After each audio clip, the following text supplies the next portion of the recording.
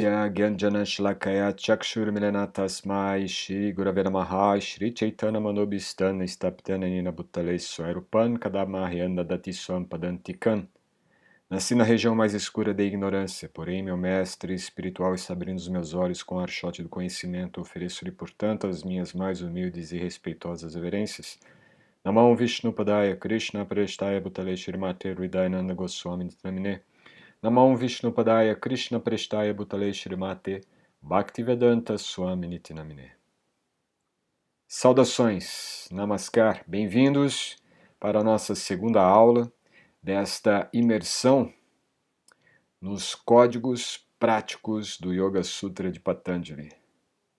É uma grande satisfação tê-los aqui assistindo essa segunda aula, onde nós vamos aprofundar mais 2 códigos importantes presentes no Yoga Sutra e que, sem dúvida, como eu expliquei na aula 1, eles poderão ser aplicados de forma muito rápida, muito prática e de forma simples, que também é um dos temas que serão tratados aqui dentro de um destes 2 códigos da aula 2. Eu acho importante, antes de mais nada, ressaltar alguns pontos para você. O conteúdo, ou este material de estudos que nós estamos oferecendo, ele pode te oferecer, pode te dar uma oportunidade de realizar algo que talvez você ainda não tenha considerado de um ponto de vista mais realista, que é de ter o yoga aplicado na sua vida 24 horas do dia. Na verdade, o que o yoga faz dentro desta perspectiva do conhecimento apresentado no Yoga Sutra, assim como também no Bhagavad Gita, é de você estar a todo momento consciente, com a sua consciência ativa, com a sua consciência desperta e ao mesmo tempo transformando a sua presença na realidade, a sua presença nas circunstâncias, nos fenômenos, na vida prática, uma situação única. E que cada experiência na sua vida seja um degrau a mais no seu crescimento. Sem dúvida alguma, nós desperdiçamos muito do nosso tempo com coisas, se não inúteis, superficiais, supérfluas, desnecessárias. E aqui eu não estou dizendo para você deixar de lado o que você faz, apenas aplicar esses códigos para você avaliar, dentre tudo que você faz nas suas 24 horas do dia, o que você pode priorizar e o que você pode minimizar. E certamente você já deve ter ouvido sobre Ashtanga Yoga, ou melhor, Astanga Yoga. O Astanga Yoga ele vai nos dar 2 pilares iniciais, Yama e Niyama. Yama basicamente é a regulação daquilo que você tem que minimizar na sua vida. E Niyama é disciplina daquilo que você pode priorizar na sua vida. E é basicamente isto que esses 8 códigos, ou melhor, esses 7 códigos do Yoga Sutra apresentam. Portanto, o que nós vimos na aula 1, o que nós veremos hoje e ainda nas 2 últimas aulas, se você já começa a aplicar o conteúdo, 2 códigos do módulo ou da aula 1 e mais esses 2 códigos de hoje, o que você irá ganhar de imediato é um aprimoramento da sua capacidade de consciência sobre a sua própria vida. Se você assistiu à aula 1 com atenção, refletiu, observou alguns detalhes, deve ter absorvido o seguinte: o yoga te proporciona autonomia. Essa autonomia diz respeito a você se tornar livre de qualquer condicionamento, de qualquer ordem. Seja ela o que você quiser considerar, do religioso ao político, do ideológico ao gosto cultural. Tudo se trata de condicionamento. O yoga dá a você, como um possível desenvolvimento em yoga ou yogi, a capacidade de ser autônomo, de ter autonomia, ser proprietário da sua consciência. A consciência, vou te dizer uma coisa, é importante para te dar um norte para esta aula 2. A consciência é o seu maior patrimônio. Já pensou nisso?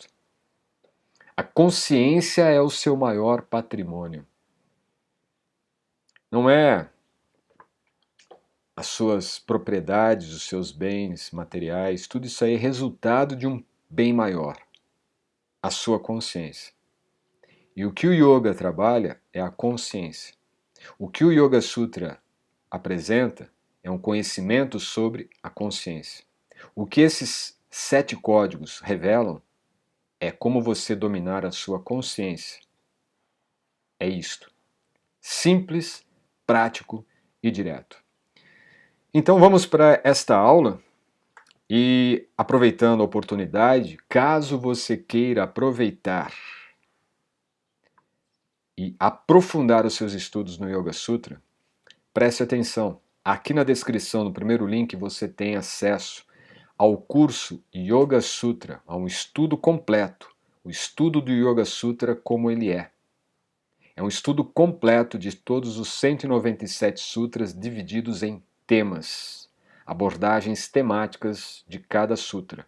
Então você tem condições de adquirir esse curso com 30% de desconto até o dia 15 de maio, até domingo. E eu estou apresentando aqui uma pequena abordagem do que é visto aprofundadamente no estudo do Yoga Sutra como ele é. Então, desejando aprofundar, ampliar os seus estudos, aproveite esta oportunidade, 30% de desconto. Este material, inclusive essas aulas, ficarão por um tempo limitado aqui no YouTube. Depois, ficará restrito apenas aos alunos do curso. O estudo do Yoga Sutra como ele é. Ok? Aproveite, aproveite. E temos mais um detalhe. Agora, em julho, nós vamos fazer uma maratona de estudos do Yoga Sutra. Será uma oportunidade de você que já está no curso, já está estudando conosco, ter uma leitura, um estudo completo do Yoga Sutra comentado ao vivo comigo. Então, aproveite esta oportunidade e venha junto. Por hora, vamos juntos para o estudo da aula 2. Antes, eu quero só fazer uma reconsideração do que foi visto ontem, para você se lembrar. É importante nós termos a nossa memória ativa. E para a nossa memória ativa, nada melhor do que rever o que nós vimos ontem, na aula 1. Aula 1 nós dissemos 2 códigos de aplicação. Quer dizer, como aplicar o que foi visto ontem. O primeiro deles, o primeiro código, é ter parâmetros na estabilidade mental. Significa que tudo que você vai trabalhar, fazer, desenvolver, aplicar em sua vida, tenha como um parâmetro, tenha como mensurar o que você está fazendo a partir da estabilidade mental. A decisão que você está tomando, a escolha que você está fazendo, as ações que você está executando, elas estão partindo de um estado mental calmo, você está decidindo, fazendo todas essas diferentes ocupações com a calma mental ou com a mente agitada, com a mente turbulenta.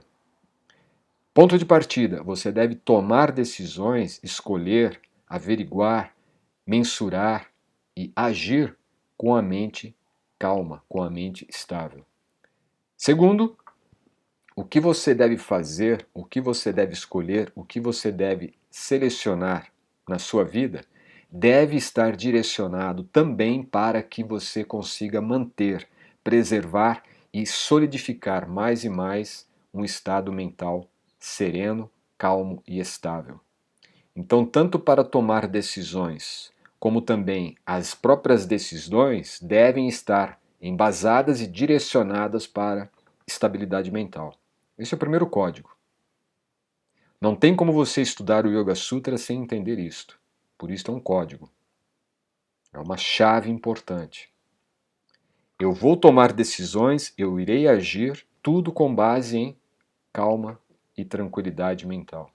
Não vou tomar decisões com a mente agitada, com a mente nervosa, com a mente preocupada. E segundo, Estando com a mente calma, serena, estável, as decisões que eu for tomar ou as ações que eu for executar, elas devem estar direcionadas para que a minha estabilidade mental seja, no mínimo, preservada. Este é o código 1. O código 2 que nós vimos foi priorizar determinação e reavaliar convicções. Ou seja, a determinação, você deve estar determinado num objetivo. Esse objetivo, seja ele qual for, deve estar embasado na plataforma de estabilidade mental.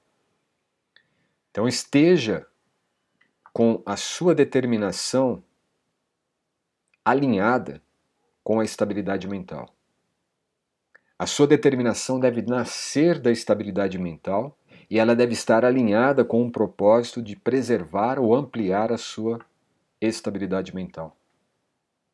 E para que isto seja estabelecido, pode ser que em determinado momento da sua vida, em novos ciclos que surgirem, você tenha que reavaliar as convicções. Fortalecer aquelas que você já tem e que elas sejam ainda válidas para preservar a determinação e ao mesmo tempo a estabilidade mental. Agora, caso estas convicções já estejam indo contrárias à sua determinação e à sua estabilidade mental, naturalmente elas devem ser então revistas e talvez até mesmo descartadas. Isso é importante e diz respeito à nossa primeira, a nossa primeira consideração em relação aos códigos. Ok? Aqui dando uma ajustada aqui na minha roupa. Vamos lá, vamos lá. Código 3 e 4 hoje. O tema, basicamente, é praticar o simples e elevar o pensamento. Praticar o simples e elevar o pensamento. Código 3. Averiguar as nuances dos pensamentos. Código 4. Definir soluções simples ao negativismo. Então são duas chaves importantes que irão se somar às que nós vimos na aula 1. Perfeito? E a ideia será então de aplicar o que nós vimos na aula 1, códigos 1 e 2, junto com os códigos 3 e 4, dentro de um processo prático, simples e que promova a elevação do pensamento. No primeiro código, averiguar as nuances dos pensamentos, diz respeito para onde se conduzem os pensamentos. Esse é o ponto de partida nosso nesse código. Observar, acompanhar, estar atento, estar consciente. Lembre que a nossa consciência é o maior patrimônio que nós possuímos. E os pensamentos são apenas uma pequena derivação da consciência. Logo, temos que averiguar os nuances de pensamentos. Quer dizer, para onde os pensamentos que eu tenho ou que eu estou alimentando estão me conduzindo, para onde eles estão indo. E aí nós teremos esses sutras aí descritos.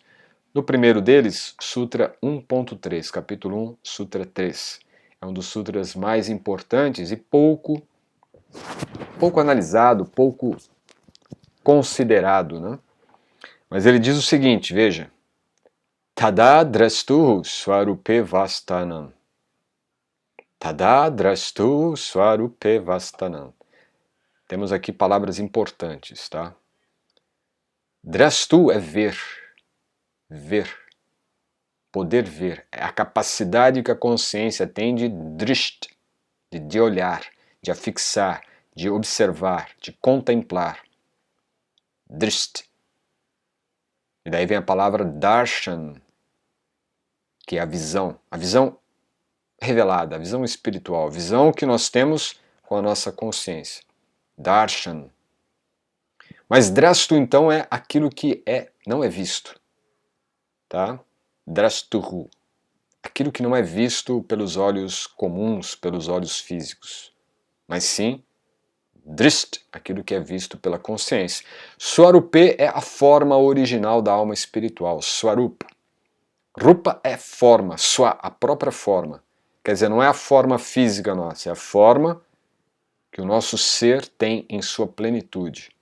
O ser é corpo, é energia, é consciência, é mente, é inteligência, é todo o campo cognitivo, emocional, tudo isso é uma composição do nosso ser. O ser não é somente uma alma, o ser não é somente o corpo, mas é a combinação de tudo isso sintetizado numa centelha espiritual eterna que é o eu. Certo? Então esse Swarupa diz respeito a todo o nosso ser, toda essa composição. E Vastanam é um estado introspectivo, em um único estado introspectivo. Então é um sutra importante, porque depois ele colocar que agora então vamos inquirir sobre o yoga, e ele diz que yoga é trazer a mente de um estado agitado para um estado sereno e calmo, ele diz, então agora, com a mente calma e serena, o yogi pode perceber e se estabelecer em sua própria natureza essencial. Sem a mente estar calma e serena, por isto a importância do código 1 e 2, é manter a calma, manter a estabilidade mental. Sem estabilidade mental, nós não vamos poder observar a nós mesmos, entender a nossa natureza. Estaremos sempre oscilando de acordo com as críticas, os julgamentos, os conceitos, preconceitos, crenças, ilusões, designações. E dificilmente vamos conseguir nos observar realmente e entender quem somos, qual a nossa natureza, o que somos e para o que somos. Por isso o código 1 e 2 são extremamente importantes. Estabilidade mental preservada, mantida, depois de ser conquistada. E aí vemos o porquê de averiguar as nuances dos pensamentos. Claro. Agora eu posso então ver para onde os meus pensamentos irão. Se eu estou com a mente confusa, a minha mente irá me conduzir através dos pensamentos. Agora, se eu estou com a mente calma, serena, estável, eu começo a observar melhor os pensamentos. E depois de mergulhar e atravessar essa densa floresta de pensar, eu começo a entender realmente quem sou, a natureza essencial do nosso ser. Então o yogi percebe e se estabelece em sua própria natureza essencial depois de ter a mente estável através do yoga. No Sutra 1.4, Vritti Swarupyam Itaratra. Vritti são os movimentos que ele já falou no Sutra 2. Chitta Vritti, consciência instável, consciência em movimento. Swarupyam, em sua forma original. Itaratra, para outro lugar. Estando consciente de sua verdadeira natureza, o yogi assimila a instabilidade mental. O que significa que com a estabilidade mental eu posso me observar melhor, a minha natureza. E a primeira coisa que o yogi percebe nesse processo de se auto-observar é que existem fenômenos sutis que ocorrem e que não são o eu. E isso, na verdade, é a instabilidade mental. O que acontece então? Você pode perceber que a sua condição temporária é instável, mas a sua constituição real é estabilidade. Eu comentei isso ontem. A sua natureza original é de estabilidade mental. O que é artificial é toda esta instabilidade, ansiedade, agitação, estresse, euforia, toda esta aceleração do mundo. E diga-se de passagem, existem até hoje filosofias que vão tratar sobre isto. Existem filosofias que irão falar sobre a aceleração. Parece comédia, mas é verdade. Existe um filósofo aí, dito filósofo, que prega a teoria da aceleração, dizendo que é natural, é muito bom, é maravilhoso e você tem que se acessar a se adequar a esta realidade acelerada. Isso é completamente o inverso do que o yoga proporciona. Você sim estará no meio de uma situação acelerada desde que você esteja originalmente posicionado em sua constituição. Quer dizer, o mundo é acelerado, a realidade externa é acelerada, é caótica, é o que for. Mas você está na sua natureza essencial, que é estável, contínua, serena, calma e plena. Então há um paradoxo entre a realidade de um yogi e a realidade trivial da vida mundana. Oh, mas é tudo isto? Sim, é tudo isto.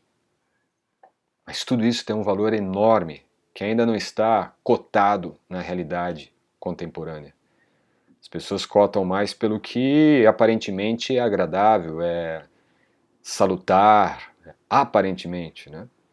Ou que é externamente, aparentemente feliz, agradável para a maioria de nós. Mas o yoga mostra a realidade, não mostra a idealização. Ele traz o ideal para a realidade. A realidade é aquilo que realmente somos, não aquilo que nós somos de vez em quando, às vezes, quando as coisas correm bem. Não. Eternamente somos plenos, calmos, serenos. Agora, eu sou justo com você, isso não é simples, não é algo fácil. Eu concordo. Não é algo fácil. Mas é possível. Até por isso o yoga existe. Se não fosse possível, talvez teria se perdido na história do tempo ao longo de todos esses séculos, né? Então aqui ele diz, estando consciente de sua verdadeira natureza, o yogi assimila a instabilidade mental. Ele não nega a instabilidade mental, ele não nega que exista nele também uma condição de ansiedade, uma condição de instabilidade, mas ele entende que aquilo ali é uma condição mental. Enquanto nós estivermos envolvidos por um corpo, ou um corpo estiver envolvido em nosso ser, os sentidos estarão sendo ativados a todo momento, com uma música, com uma imagem, com um aroma, com um ambiente, qualquer coisa, pessoas, interação que nós temos, tudo isso cria realmente uma instabilidade mental. E o yogi convive com isso, ele não vai negar, ele não vai fugir dessa realidade. Isso até mostra o lado real das coisas, porque muitas vezes nós achamos que esse estado pleno do yoga requer você sumir do mundo, né? Abandonar tudo. Aqui o yogi mostra muito bem o que acontece. Por isso é um código importante. Você não abandona, você não nega, você não afasta, você simplesmente entende. A mente serena, a mente tranquila, a mente estável, permite você olhar para dentro de si, ver a sua real natureza, e dentro dessa real natureza você percebe aquilo que não é da sua natureza real, mas é algo temporário. A instabilidade mental é algo temporário. E o que o yogi faz? Ele vai priorizar o que é permanente. E ele vai descartar o que é temporário e transitório. Dentre esses elementos, naturalmente, é o estado mental instável. Ele sabe, eu agora estou vendo a minha mente agitada pela ira, pela inveja ou pela cobiça. Estou dando aqui uns exemplos mais comuns para nós. Mas um yogi certamente ele já vai ter um controle, um filtro maior para esse tipo de emoção.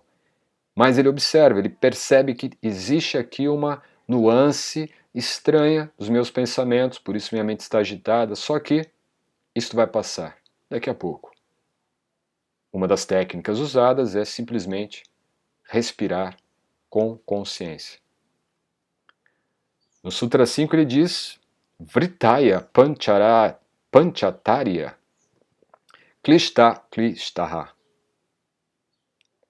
Vritaya, novamente a palavra Vrit, da instabilidade mental, Panchatarya, relacionado a 5 classes. Pancha é 5. Tarya, são classes, categorias. Klishta, com relutância. Aklishta, sem relutância. E a tradução fica como a instabilidade mental se deve a 5 classes, algumas desagradáveis e outras agradáveis. Então, como eu falei antes, existem elementos, existem fatores ou existem categorias, classes que irão criar a instabilidade mental. Às vezes são coisas agradáveis, como por exemplo, algo que você gosta de fazer, algo que você sinta prazer, satisfação de fazer. E também coisas que você tenta evitar, mas que hora ou outra aparece e te deixa com a mente instável também. Certo? Então existem essas condições, nós nem vamos entrar nelas por enquanto, mas só para entender. O que importa é saber que esta condição é temporária, ela passa. Aí pulamos para o capítulo 2, no Sutra 1, ele diz: Tapha Swadhyaya Veshvara Pranidhanani Kriya Yogaha. Tapa, austeridade ou penitência, né? Mas está mais ligado à austeridade, é um esforço para adquirir algo maior, algo melhor. Também é visto como meditação, às vezes, a palavra tapa. Swadhyaya é o estudo das escrituras autorizadas, é o Swadhyaya. Ishvara Pranidhana, auto-rendição ao Supremo.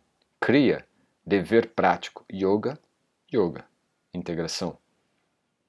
A tradução: a prática do yoga requer austeridade, autoestudo com base nas escrituras e auto-rendição ao Supremo. Então o que nós temos aqui, por isso ela está dentro desse código, né, o Sutra 2.1, é que a maneira como o yoga irá trabalhar a sua estabilidade mental, ao mesmo tempo como ele irá desenvolver essa capacidade de distinguir aqueles pensamentos com nuances transitórias e instáveis dos pensamentos que são mais naturais e essenciais da sua natureza, é através desses elementos aqui, que, como sabemos, compõem o nosso conhecido niyama. Niyama. Prática do yoga requer austeridade, autoestudo com base nas escrituras, é o autoconhecimento. E o autoconhecimento não é meramente ficarmos parados tentando se conhecer, nós precisamos ter pontos de partida, conceitos, elementos mais reflexivos, talvez até filosóficos, para entender. Então, existem escrituras que vão nos dar esses pontos de base para a nossa reflexão, para o nosso autoconhecimento. Isso é chamado então de Swadhyaya. Swa, novamente, tem a ver com a sua. Dhyaya. Dhyaya de dhyeya, de conhecer. Então é meditar em si, no sentido de auto-observar-se. E para se auto-observar corretamente é necessário termos algumas lentes, alguns óculos, algumas habilidades específicas que são fornecidas através de estudos específicos, de escrituras, de textos, né, de obras adequadas a esse tipo de conhecimento, como o próprio Yoga Sutra, o próprio Bhagavad Gita e muitas outras obras, Upanishads e tantos outros. Autorrendição ao Supremo. Né? Essa palavra ela é bastante presente, né, no próprio Yoga Sutra, que é Pranidhana. Pranidhana é rendição, mas é uma autorrendição, porque prani é vida, é de prana, dhana é doar, direcionar, dedicar. Então é uma dedicação vital, uma dedicação própria de si ao Supremo. Tá? E isto indica naturalmente um processo interior, não é uma rendição a alguém específico ou a algum objeto específico. É uma rendição interna que nós, no caso aí que está já nesse processo de autoconhecimento, ele começa a perceber dentro de si essas nuances do direcionamento para a divindade, para a natureza do Supremo, até porque é dessa natureza que ele sente um oásis de equilíbrio e de estabilidade. A estabilidade mental é, num certo sentido, um esforço empenhado que está ali no elemento tapá da austeridade. Mas gradativamente essa austeridade ela começa a mostrar o resultado, que é naturalmente a própria estabilidade mental, a paz interior, e aos poucos essa paz interior começa a se revelar, ela é alcançada ou ela é mantida quando nós estamos com a consciência absorta na natureza do Supremo.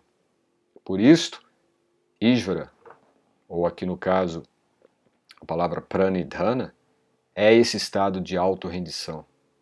Eu não vou me render a algo externo que está me agitando a mente. Eu vou me render a algo interno que estabiliza a minha mente. É nesse sentido. Depois, Sutra 9 do capítulo 2, Swarasa Vahi Vidusho Apitatarudho Biniveshaha, ou Abiniveshaha. Swarasa Vahi, uma intensa propensão da alma condicionada. Swa, a própria rasa. Rasa é um sabor, é uma emoção, é um gosto espiritual, um gosto interior. Alguns textos vão nos dar a ideia do somarasa, que criou-se uma certa interpretação errônea pelos europeus que adentraram nesses textos no final do século XVIII e ao longo do século XIX, e que chega no século XX dando uma deturpação enorme em relação ao que é a somarasa. Então, muitas vezes se pensa que é uma droga, que é um chá, que é qualquer coisa assim, mas na verdade somarasa é o que é conhecido também como Amrita, o néctar da imortalidade, e que com os estudos dentro da neurociência se entendeu que o nosso cérebro na região da pineal produz uma substância química, como a sigla TDA,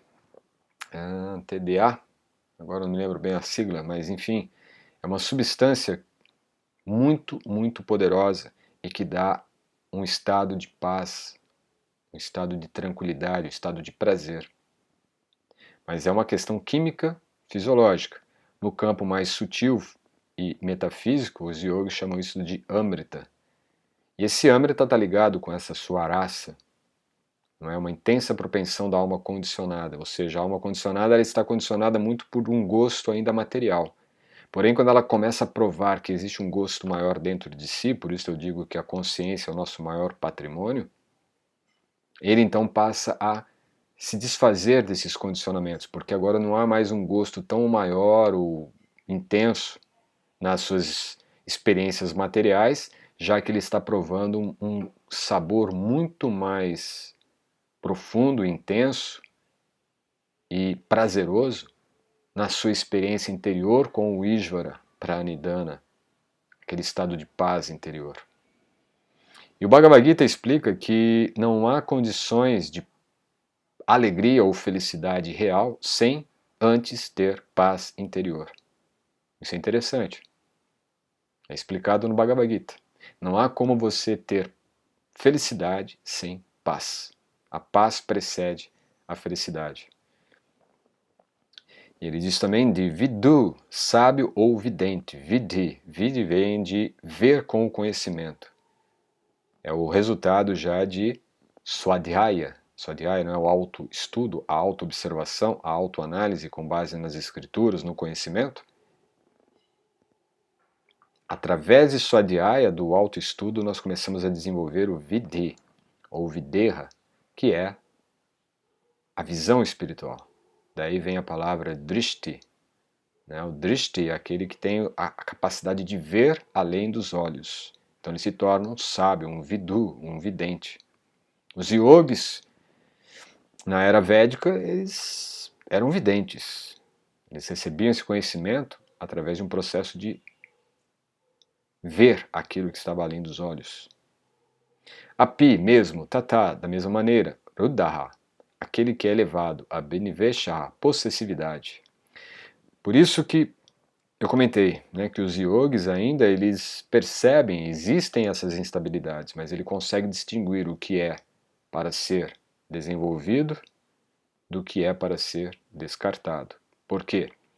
Mesmo os mais elevados yogis podem ser envolvidos por ansiedade e desejos intensos. É o que eu comentei, que enquanto em nós houver um corpo, uma combinação, uma composição de elementos densos da matéria, que é o corpo físico, esse corpo estará captando sensações, percepções, e isto criará instabilidade. Essa instabilidade, vrits, sintetizado aqui pelos elementos de Abhinivesha. Abhinivesha, que é, na verdade, uma composição de posse, aquilo que nós nos sentimos no desejo de possuir.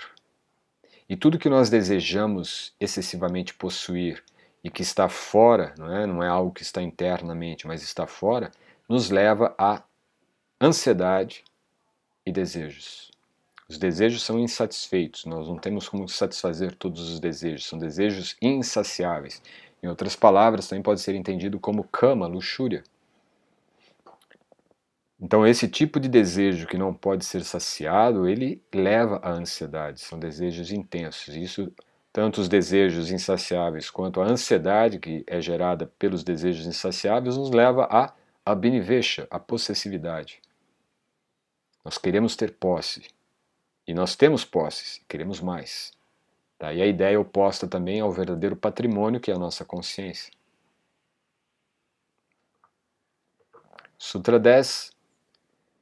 Te pratiparajava Raya Sukshmaha. Prati, em direção.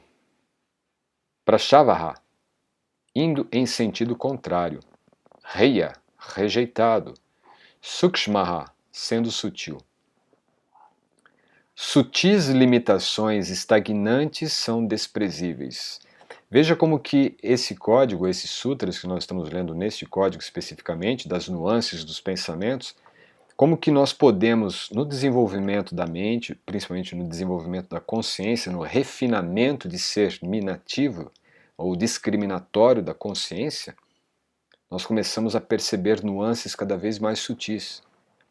Sutis limitações estagnantes são desprezíveis pelo yogi. Lembra que eu comentei que o yogi ele vai chegar no momento então que ele começa a distinguir aqueles pensamentos, as nuances que são descartáveis ou desprezíveis, das nuances que são para se absorver, para se desenvolver, para se aprimorar. E ele tem muito claro isto. Por quê? Existe aqui o prashavaha. Ele está indo num prati, numa direção, que ele já foi estabelecido no código 1, determinação. Né? E agora ele passa então a observar. Eu tenho a minha determinação. Eu tenho meu foco. Eu estou trabalhando, averiguando as minhas convicções. E a convicção que eu tinha, realmente, eu vejo que agora ela não está indo mais na mesma direção, ela está indo em sentido contrário. Então aquela convicção que eu tinha, ela pode se tornar uma limitação estagnante, uma crença, e eu descarto, eu desprezo e restabeleço uma nova convicção. Então isso não há dúvida. Não deve haver dúvida nesse sentido. Eu tenho que entender que existem elementos que deverão ser descartados na nossa vida. O yogi, ele entende que determinados elementos serão descartados em determinado momento da vida. É frieza? Não. É compreensão, entendimento, discernimento. Ah, mas eu gosto tanto de pensar naquele conforto, é um conforto emocional que eu sinto. Mas é estagnante, ele está te estagnando. Ele está deixando você se acomodar numa condição ilusória. Sutis limitações estagnantes são desprezíveis. A consciência yógica vai dar condições de perceber essa sutileza. E de repente pode ser um hábito, pode ser um vício. E pode ser até um aparente vício positivo. Não, eu medito todos os dias tal horário. Mas aquela meditação se tornou já tão mecânica, todo dia a mesma coisa, né? Você repete todo o processo igualzinho. Chega uma hora que aquele processo está tão mecânico para você que você já não está mais absorto na meditação. Você faz o processo, quando acabou, você se torna a mesma pessoa. Você vai criticar, você vai abusar, você vai gesticular, vai xingar, vai fazer de tudo. Porque é apenas um processo mecânico. Isso pode acontecer com muitas pessoas, até mesmo com monges. Nos meus 10 anos como monge, eu pude ver isto. O quanto que um processo mecânico dá a sensação de que estou realizado, mas apenas dentro da máquina mecânica do ato de fazer um processo ritualístico mecanizado. Quando você sai daquela couraça mecanizada e passa para a vida realmente prática, é ali que você manifesta o que não foi trabalhado, o seu lado ainda humano, condicionado, crítico, ofensivo, rabugento, reclamão, lamentoso, sabe? Tudo isso. Por quê? Porque é mecânico.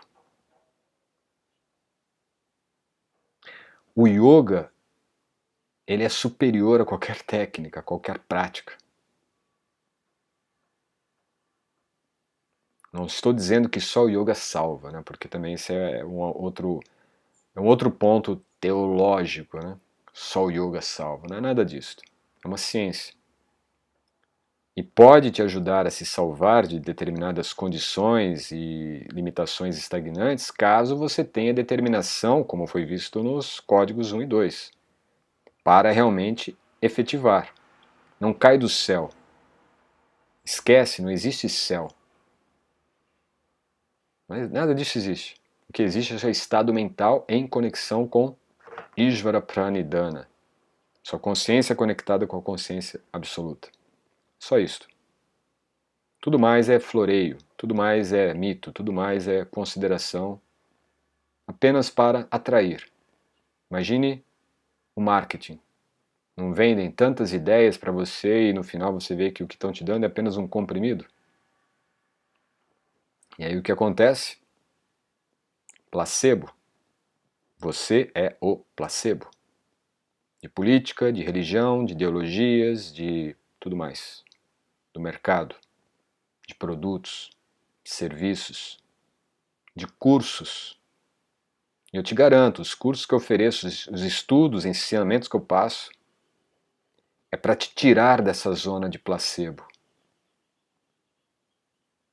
O que eu ensino é para te tirar da zona de placebo, deixar de ser um placebo manipulado pelos sistemas de crenças, de promessas, de vínculos, liberdade. Então isso aqui o yoga ele percebe. Não é nada sobrenatural, é algo totalmente natural e comum para aquele que está realmente decidido em se desenvolver através do yoga como uma ciência, não como uma crença religiosa ou qualquer outra coisa mística, barata, de vitrine ou boutique pós-moderna. Mas é um misticismo científico. O misticismo científico nada mais é do que uma dedicada atitude em devoção amorosa ao Supremo.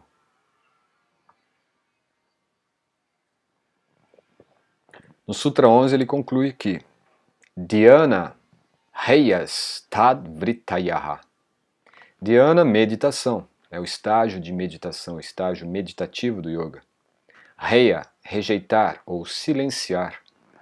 Tat, isso, Vrittaya, movimento, aflições, a instabilidade mental. Pela meditação silencia-se tais aflições. A meditação é um veículo para tranquilizar, acalmar a mente. A meditação, Heyastad Vrittaya. A meditação acalma, silencia a instabilidade mental. Como nós vimos, o objetivo a partir do yoga na vida humana é recobrar a nossa consciência original, estável, mente estável, consciência estável, nirodha. Então, pela meditação é possível a estabilidade mental.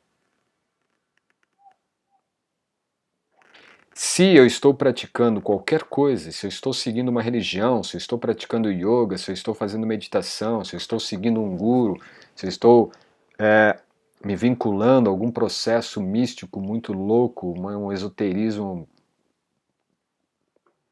inventivo, extremamente rebuscado, mas eu não estou com paz mental, com tranquilidade mental, é porque alguma coisa não está certa. Essa paz mental é explicado no Bhagavad Gita como amor, no estado puro, um amor imaculado, que você sente por algo ainda desconhecido. Em última instância, é o Ser Supremo. Quando esse amor se manifesta, você tem um estado de paz pleno. Esse estado de paz pleno é o estado natural do ser, como eu falei na aula 1. Seu estado natural é de tranquilidade mental, é de estabilidade mental. Por quê? No seu estado natural de ser, você é plenamente envolvido pelo amor absoluto. Você se sente amado e você sente amar o Supremo. Isso te dá calma. Você não tem ansiedade, porque tudo já está como deve ser, de acordo com esta reciprocidade amorosa com o Supremo. Esse é o estado natural da alma. Sem esse estado, estamos num quadro de instabilidade mental. Portanto, todo o processo que você fizer tenha como parâmetro a estabilidade mental. Todas as ações que você executar tenha como parâmetro de partida e de objetivo a estabilidade mental. Os códigos estão mostrando isto. Então, se você medita, busque a experiência de mente estável. Antes, durante e depois da prática de meditação. Eu não consigo ainda. Se o sistema, se o processo, se a técnica ou o método for realmente válido, você vai passar um período ainda para se estabelecer nesse estado mental estável. Que você vai estar passando por esse momento que nós vimos aqui. As limitações estagnantes. Você ainda não conseguiu definir o que é limitação estagnante e pode estar ainda se baseando nelas para poder dar uma definição à sua experiência meditativa, sua experiência com o yoga, sua experiência com o conhecimento. Então, durante um período é normal que haja isto. Mas à medida que você mantém a disciplina, lembra que nós falamos prática contínua e desapego na aula 1? Prática contínua e desapego. A aula 2 é prática simples. Simplicidade por quê? Você não vai medir pelos efeitos e fenômenos externos, mas interno. O que eu estou praticando está me dando a estabilidade mental? Não. Por quê? Eu ainda estou mirando a minha estabilidade mental dentro dos parâmetros de algo que deve ser desprezível? Ou eu estou já utilizando de alguns condicionamentos? Eu já estou percebendo que existem elementos que eu preciso descartar, desprezar. Então só cabe a mim agora fazer esse passo.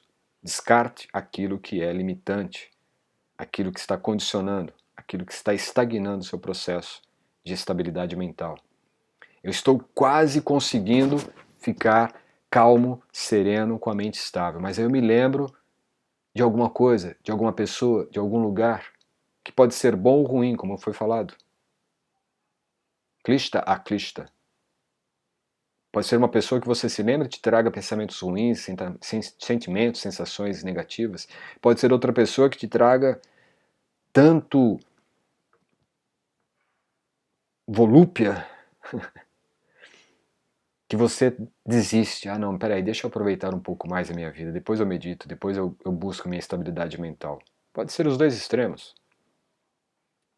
Mas lembre-se que o objetivo é a estabilidade mental, o parâmetro é este. Então despreze, descarte. Eu vou descartar as pessoas? Não. Descarte o efeito, o fenômeno emocional que ocorre em seu estado mental estável. Mas eu amo a pessoa, ok, é isso mesmo, mas você vai amá-la com a mente estável, você não vai amá-la com paixão. A paixão passa, o amor fica. O amor é o que permanece. O amor é estável. A paixão é ociosa, é oscilante, é instável. Só por aí você já começa a perceber como que as emoções enganam. Então a meditação vai nos dar essa capacidade de perceber melhor o que está nos afligindo e condições de descartar isto que nos aflige. Sutra 12. Klesha Mula Karma Sayo Drishta Drishta Dhyana Jama Vedaniyaha. Aflições são causadas por atividades que surgem de demandas percebidas ou não perceptivas no que se vivencia. Então aqui veja, Patanjali nos dá agora a forma para entender o que são essas aflições que nós estamos aqui silenciando através da meditação. Elas são causadas por atividades que surgem de demandas percebidas. Então você percebe algo e aquilo te leva para uma ação, te leva para uma atividade, te leva para uma atuação, um compromisso, um envolvimento. Às vezes podem ser coisas explícitas, mas às vezes podem ser coisas sutis. E aí entram os pensamentos. São quando os pensamentos estão com as suas nuances nos seduzindo, nos iludindo para uma ação que nós não queríamos. Só que vamos dar conta de que não queríamos só depois que vem o resultado. O resultado é um tipo de aflição. Essa aflição é a instabilidade mental. No que se vivencia. Então nós estamos vivenciando tanto o campo físico das ações e atividades que surgem devido ao estímulo sensorial perceptivo do mundo, algo que você vê, algo que você cheira, algo que você saboreia, algo que você ouve. Mas podem ser também da sua vivência mais sutil, da sua vivência psíquica, da sua vivência emocional. Aquilo que está não nos olhos, não nos sentidos, mas já está na nossa mente. Isso aqui é um fenômeno que nas últimas décadas, podemos dizer até no último século, foi detectado pela psicologia. William James percebeu que nós vivenciamos aquilo que pensamos. Então você coloca duas pessoas diante de uma situação, cada uma vai interpretar aquela situação de acordo com o seu conteúdo mental. Patanjali já falava disso, já sabia disso, o próprio Bhagavad Gita já relata isto. E aqui então o que nós estamos vendo? Nós podemos vivenciar uma coisa real, fisicamente presente, real do ponto de vista físico, ou podemos vivenciar algo real do ponto de vista apenas mental, psicológico, cognitivo ou até mesmo emocional. Uma pessoa que está triste, ela não vai reagir da mesma forma que uma pessoa que está feliz diante de repente, uma notícia boa. É subjetivo, é psíquico, é emocional. Portanto, o yogi ele vai perceber também essas nuances do que está estimulando, se aquele estímulo é um estímulo externo ou se é um estímulo interno. A mente está interagindo e está trazendo o estímulo externo através dos sentidos, ou a mente ela está aqui dentro fazendo todo o processo de estímulo para a instabilidade mental. Na prática, como isso é? Na prática, você vai observar as nuances. Para qual direção meus pensamentos estão me levando? Para essa direção que vai me deixar a mente instável, para aquela direção que vai me deixar com a mente estável? Em certas situações pode ser que eu terei que passar pela experiência para saber. Só que depois de aprender, você já sabe realmente discernir. E por isso ele diz no Sutra 13, a existência, vamos lá, Sati Mule Tad Vipako Jati Ayur Bogaha. A existência de causas moldará resultados a partir das condições de nascimento, longevidade e qualidade das experiências. Então veja que em algumas condições nós vamos ter a percepção dessas nuances já de cara. Nós vamos perceber e entender, não, isso aqui não é um bom negócio. Essa ação que eu quase tomei iria me levar para um estado que me deixaria completamente confuso, emocionalmente abalado, a minha mente instável. Vamos entender que mente estável significa, em palavras mais apropriadas para o contexto atual, emoções conturbadas. Existe um estado emocional puro, assim como existe o estado de mente plena ou calma, estável. Significa também que nós temos um estado emocional pleno e estável. Então, do ponto de vista mente, do ponto de vista fisiológico. A estabilidade emocional para um yogi está ligado também ao conceito de samadhi ou ao conceito de ijvara pranidhana. A emoção dele está ancorada no Supremo. Todo quadro fenomenal, existencial, não afeta a sua emoção. Não porque ele seja frio, não porque ele seja indiferente às condições humanas, mas ele é indiferente a como aquilo impacta o seu campo interno, suas emoções, seu estado mental. É muito comum, existem aí várias pesquisas, né, mostrando a capacidade de concentração e de domínio sobre as emoções de monges budistas, tem algumas amostras também de hindus, yogis, contemporâneos, recentes, que mostra isto. E são pessoas frias? Não. São pessoas que dominam suas emoções. E esta chave mostra como desenvolver o domínio sobre as emoções. Que as emoções, elas são frutos das nuances de pensamentos que estão sendo ativados, priorizados ou descartados, de acordo com a consciência, que é o nosso maior patrimônio, diante das experiências na vida.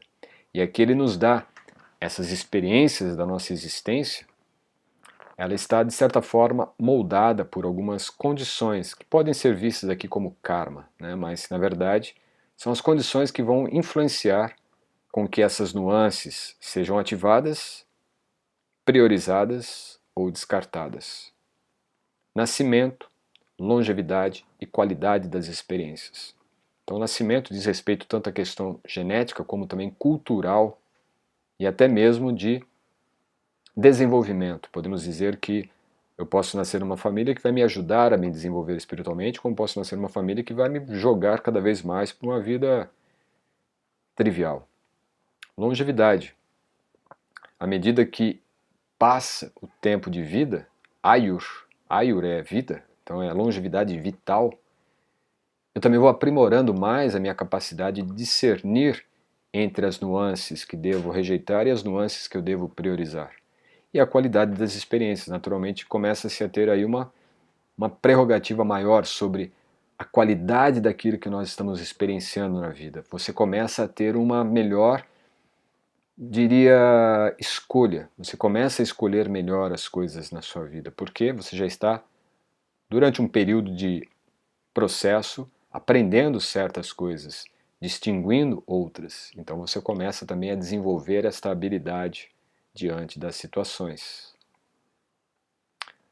Depois vamos para o Sutra 25 do capítulo 2 também. Tad abhavat samyoga bhavo hanam tadrishe kaivalyan. Da ruptura com a identificação parcial. Essa identificação parcial é tudo aquilo que a gente condicionou ali e que foi visto antes, ou seja, a nossa experiência de vida vai nos dando uma capacidade de discernir melhor o que é a verdadeira identidade daquela que é uma identidade falsa, ilusória. Então, a ruptura com a identificação parcial, o yogi se liberta no absoluto.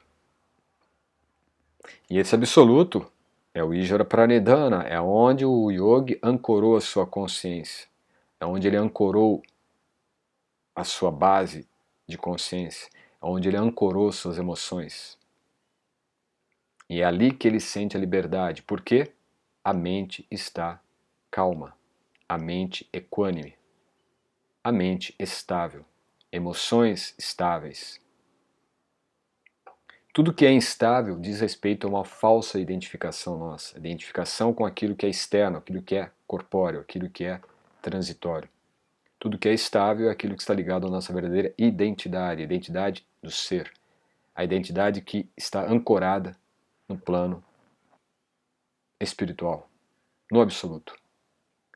E aí a palavra Kaivalyan, Kaivalyan é a liberação, trazida pelo yogi. E a liberação então não é uma questão em que ele deixa sua existência material, pelo contrário, ele continua sua existência de forma um pouco mais plena e profunda, mas ele está liberto das oscilações, da instabilidade mental e da instabilidade emocional. Em outras palavras, da instabilidade existencial, porque essa instabilidade pode levar sim a um condicionamento existencial. E aí podemos usar terminologias também bastante pejorativas como karma, né, como reencarnação e todas essas conceitualizações. Mas aqui o que o yoga mostra, isso tudo é condicionamento. A liberação é no absoluto. Não existe reencarnação, não existe karma, tudo isto é conceito mental. O processo é a liberação. E aí ele volta lá no Sutra 3, que é onde compõe essa chave toda, ou este código completo.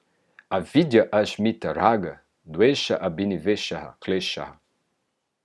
É muito importante esse sutra porque ele vai dizer: avidya é falta de conhecimento, asmita, falta de ego, raga, apego, dvesha, aversão, abhinivesha, possessividade, klesha, sofrimentos causados pela. Então ele diz: ignorância, falso ego, apego, aversão e o impulso de querer desfrutar materialmente são as causas dos sofrimentos, klesha. Então, isto é o que a gente experiencia na vida instável. Uma vida instável é sinônimo de mente instável. Uma vida instável, uma mente instável se reduz em emoções instáveis. E tudo que cria instabilidade emocional traz sofrimento. E as causas do sofrimento estão aqui. Ignorância, que é a avidya. Asmita é o falso ego, a falsa consideração sobre o que sou. Raga, apego, dvesha, aversão. Abhinivesha é a luta pela sobrevivência, basicamente. É a luta por buscar satisfação onde não existe satisfação. Podemos usar uma analogia usada pelo meu mestre, que é mastigar o que já foi mastigado. Porém, veja, tem um ponto aqui central para se entender. A vidya, falta de conhecimento ou ignorância, é a causa de todos os sofrimentos. Se você tem conhecimento, você vai entender melhor o que é o seu verdadeiro eu e vai identificar o falso ego. Vai também identificar o que é apego e o que é aversão. Então você começa a reduzir a sobrecarga de sofrimentos causados pelos outros elementos, pelos outros kleshas, à medida que você alimenta o processo de conhecimento. Quanto mais conhecimento você adquire, conhecimento válido, não é qualquer tipo de conhecimento, mais você consegue desenvolver vidya. Logo você elimina a causa do sofrimento, a ignorância. Em outras palavras, a nuance de pensamentos, ela se torna cada vez mais distinta à medida que você tem mais conhecimento. E conhecimento aqui não significa conhecimento livresco, conhecimento teórico. É consciência. A vidya significa também consciência. Consciência clara, a consciência aprofundada, a consciência plena sobre si. Logo, a vidya é eliminada através de swadhyaya, o autoestudo com base nas escrituras.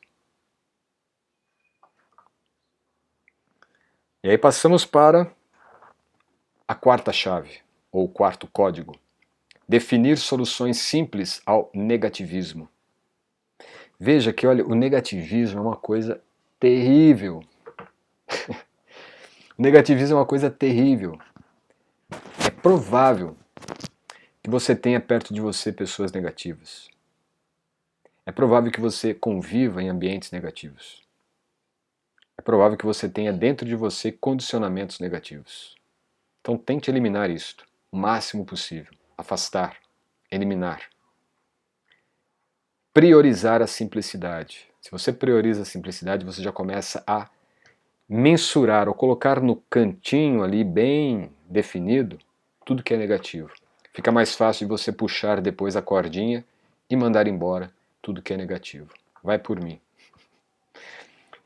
E aqui nós vamos ter então praticamente 3 sutras. É mais simples mesmo, né? O primeiro sutra diz, é o Sutra 2.30. Ahimsa Satyashteya Brahmacharya Parigraha Yamaha. Ele está falando basicamente de yama. A regulação do que nós temos que reduzir, aquilo que nós temos que, de certa forma, não dar muito vínculo, não dar muita atenção. É onde nós devemos reduzir a nossa exposição. São regulações. É o primeiro pilar do yoga dentro do Ashtanga. As regulações nos princípios morais são compostas por não violência, veracidade e evitar falsa apropriação, ascetismo e abandonar a ganância por posses. Então aqui temos algumas palavras importantes, né? A própria palavra ahimsa, abster-se de atos que levem à dor ou sofrimento. Satya, veracidade. Asteya, apropriação indevida de objetos, bens e pertences de outros. Brahmacharya, ascetismo. Aqui é um ascetismo, né? Aqui é só ascetismo. Vamos corrigir isso aqui agora. Ascetismo. Perfeito?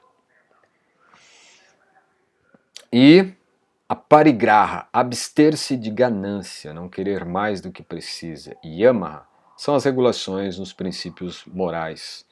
Então aqui é um ponto interessante de observar, né, porque aqui nós vamos ver a simplicidade. Quando você reduz na sua vida a demanda por determinadas coisas, você está simplificando para poder amplificar o que é prioridade. Reduzir o que não é prioridade, você dá naturalmente, né, é uma lógica. Você amplia aquilo que é prioritário. Então, a não violência.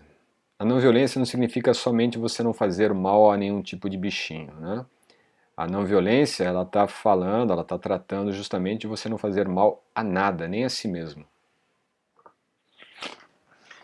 Por exemplo, o autoestudo, ou swadhyaya, a autoobservação, o autoconhecimento. Isso é não violência. Quando você deixa a ignorância predominar em sua vida, em sua consciência, você está sendo violento consigo. Esse é o ponto básico de partida. Às vezes nós pensamos que a não violência é só você não comer carne, não matar bichinhos, proteger cachorro, gatinho. Não é isto. A não violência significa erradicar a ignorância de sua mente, de sua inteligência, de sua consciência. Vou repetir. Ahimsa, não violência, significa erradicar a ignorância da mente, da inteligência e da consciência humana. A começar pela nossa própria mente, inteligência e consciência humana. Isso é ahimsa. Ah, mas eu nunca vi isto. Depende dos textos que você deve ter lido, textos populescos, textos, diríamos, chá com açúcar, ou café com leite, né? Possivelmente falou, Ahimsa é não fazer mal para os bichinhos. Ahimsa é não fazer violência. Ahimsa, né? Himsa significa, vamos falar um pouquinho disso. Himsa é uma declinação de Hamsa. Hamsa, ele consegue extrair ouro do lixo. O que é capaz de extrair ouro do lixo? Alguém que tenha conhecimento. Se você não conhece o que é o ouro, para você tudo é lixo. Quando você tem conhecimento, você consegue distinguir o bom do mal. Logo, você vai priorizar o bem e erradicar o mal em você. E aí vem todas as decorrências, naturalmente. Se você tem conhecimento sobre o bem, você não vai praticar o mal. Então aí sim entra as instâncias de não cometer mal contra nenhum ser vivo, não matar, né, não roubar e tudo mais. Mas entenda, a ahimsa é erradicar a ignorância. Naturalmente, veracidade é ser veraz. Veracidade, ser veraz. Então, para se simplificar o processo de estabilidade mental, elimine a ignorância. Seja verdadeiro, seja verdadeira com você mesmo, com você mesma. Satya, veracidade. Não adianta ser verdadeiro só naquilo que é conveniente. Ou fingir. Às vezes falam comigo, mas você é muito áspero, às vezes você é meio pesado, você é meio... Nunca falaram grosseiro, mas deu a entender que seria isto. Mas veja, eu prefiro ser um pouco mais áspero em algumas coisas do que ser frouxo, do que ser morno, do que ficar em cima do muro e tentando passar a mão na cabecinha de quem precisa ouvir verdade, para erradicar a ignorância. E se é o seu caso, você está até agora, nesse momento, assistindo essa aula, tenho certeza de que você está desenvolvendo a ahimsa. Essa é a minha posição de veracidade. Eu gosto de ser veraz. Poderia estar agora falando coisas agradáveis, não é? Elucubrações toda floridas, cheia de doçuras,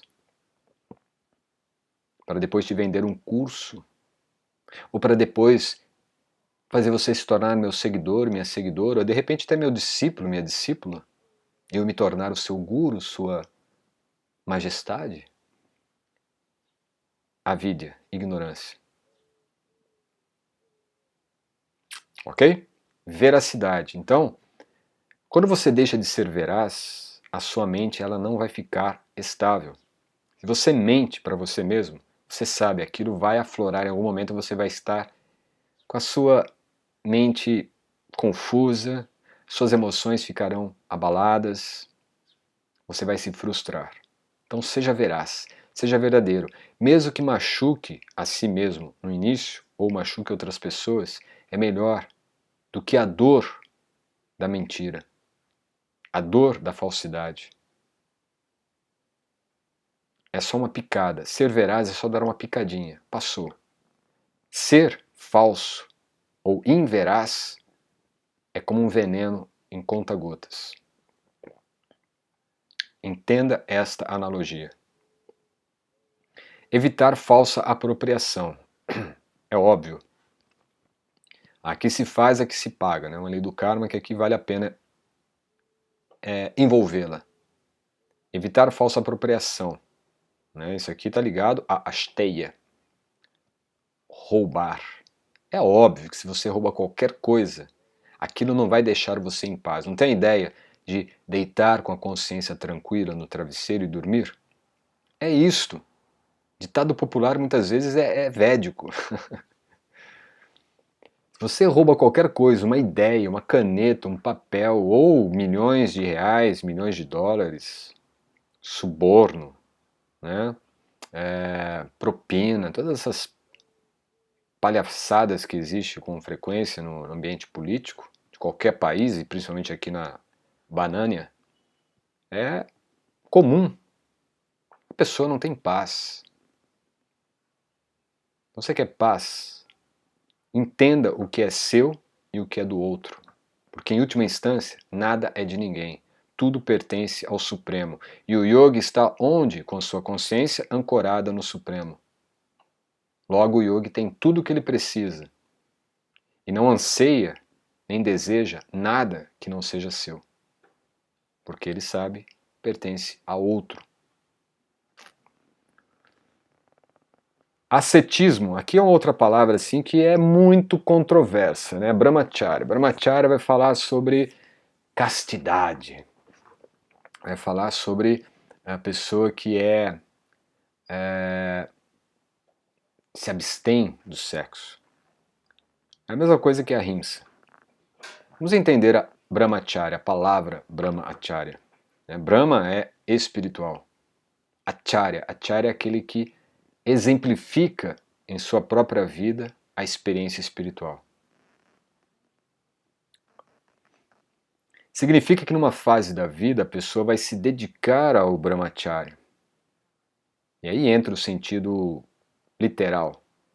Significa que durante uma fase da vida a pessoa vai se dedicar aos estudos ligados à natureza espiritual. Então toda a sua vitalidade vai ser dedicada a entender, a compreender a sua experiência espiritual de vida. Isso começa na fase dos 5 até os 20, 25 anos, em média. Então é uma fase que a pessoa ela vai se abster naturalmente, não é uma renúncia ao sexo. É simplesmente o direcionamento da sua energia vital para a compreensão de tópicos espirituais, do conhecimento. É isto. Brahma espiritual, Acharya, né? Exemplificar em sua própria vida o conhecimento sobre a natureza espiritual. Então por isso também é entendido, e da maneira mais correta, como ascetismo, e não meramente como a renúncia ao sexo, uma vida de castidade. Né? A castidade, ela é o resultado de um processo. O processo é desenvolvimento do conhecimento espiritual na prática. O que às vezes é confuso de se entender, né? Aí está o erro justamente dessa interpretação superficial,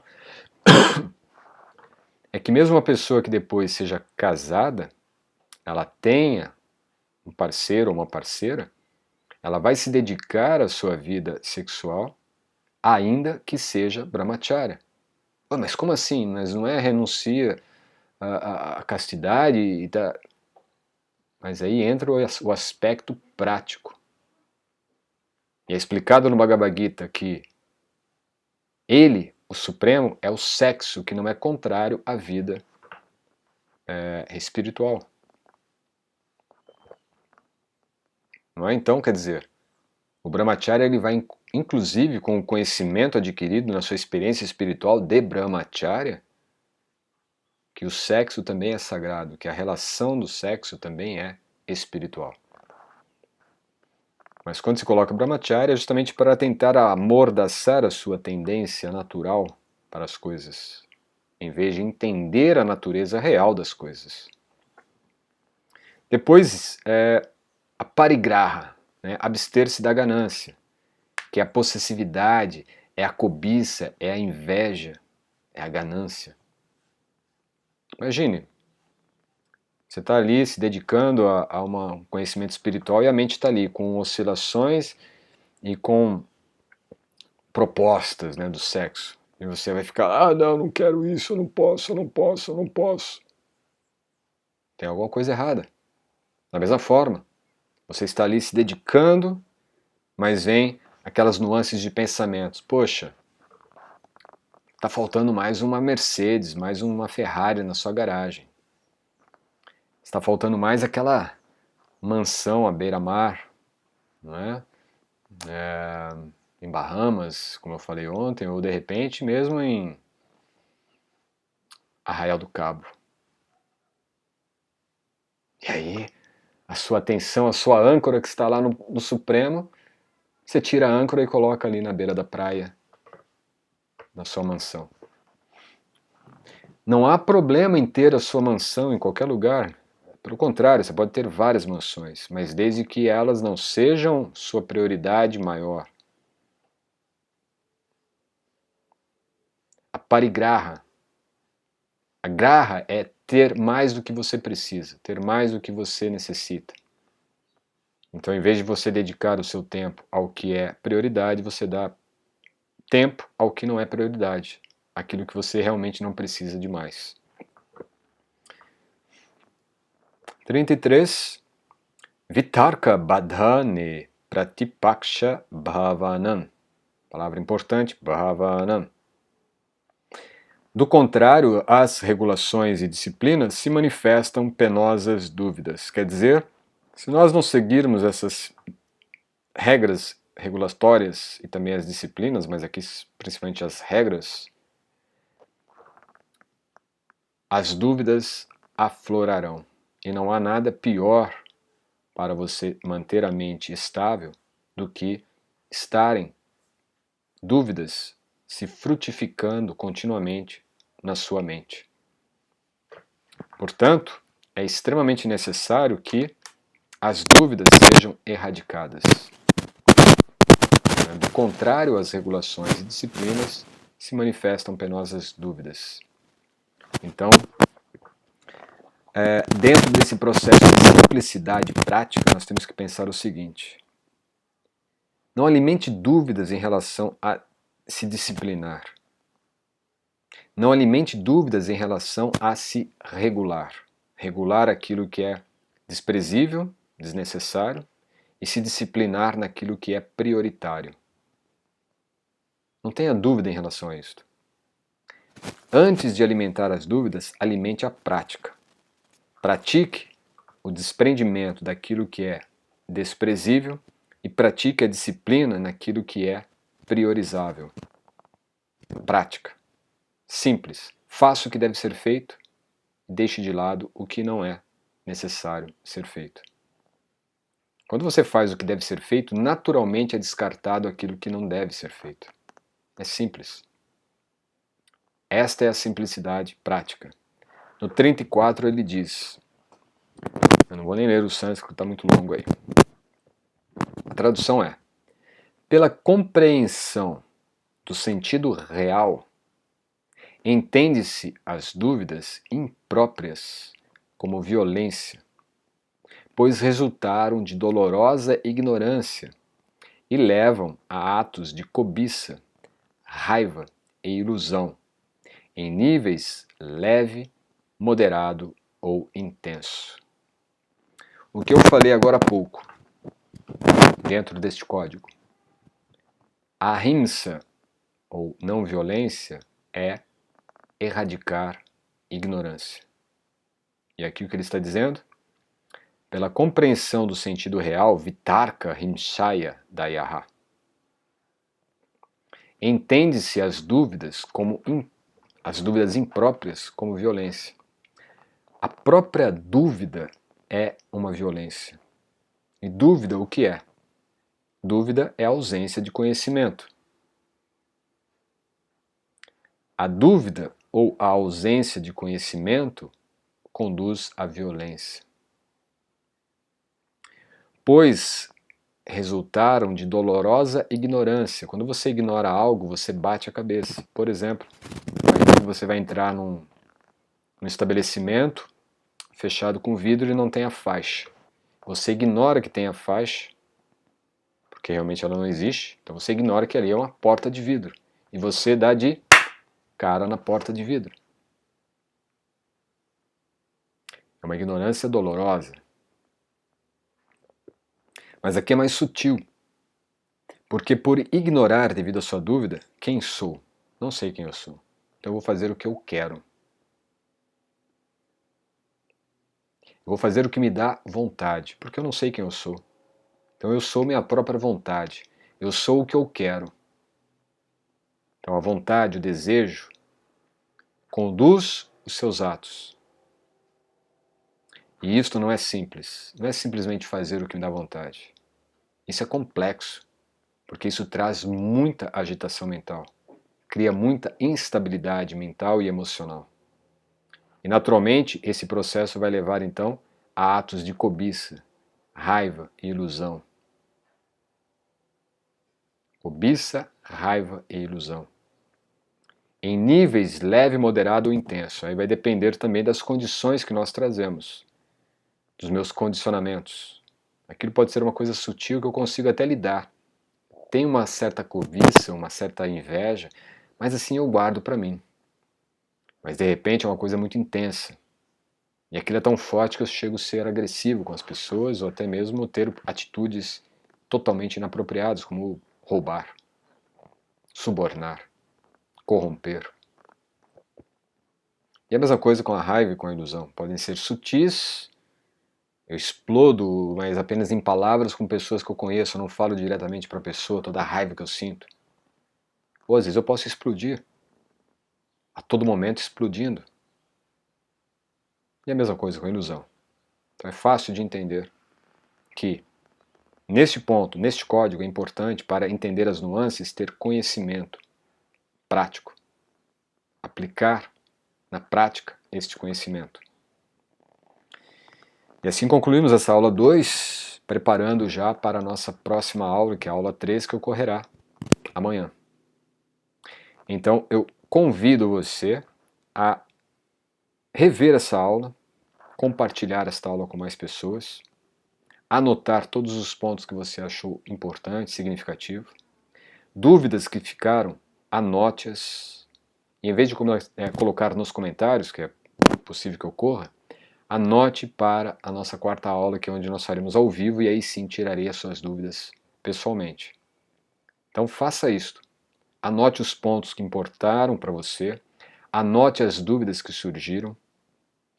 Amanhã nós nos vemos para a aula 3, que ainda será uma aula gravada e será disponibilizada aqui também às 21 horas, aqui no canal do VVY School, ok? E reforço mais uma vez, se você quer mergulhar, se aprofundar nos estudos do Yoga Sutra, aproveite até dia 15. No primeiro link aqui da descrição desse vídeo, você tem 30% de desconto no estudo do Yoga Sutra como ele é. O estudo mais amplo, profundo e prático do Yoga Sutra que você tem disponível em língua portuguesa. Então aproveite, 30% de desconto para você, e durante o mês de junho nós teremos uma imersão de leitura dinâmica do Yoga Sutra com comentários ao vivo feito com os alunos na plataforma. Então, nada mais esperar. Desejo a você uma ótima noite, um bom descanso e prepare-se para amanhã, às 21 horas, estaremos aqui para a aula 3.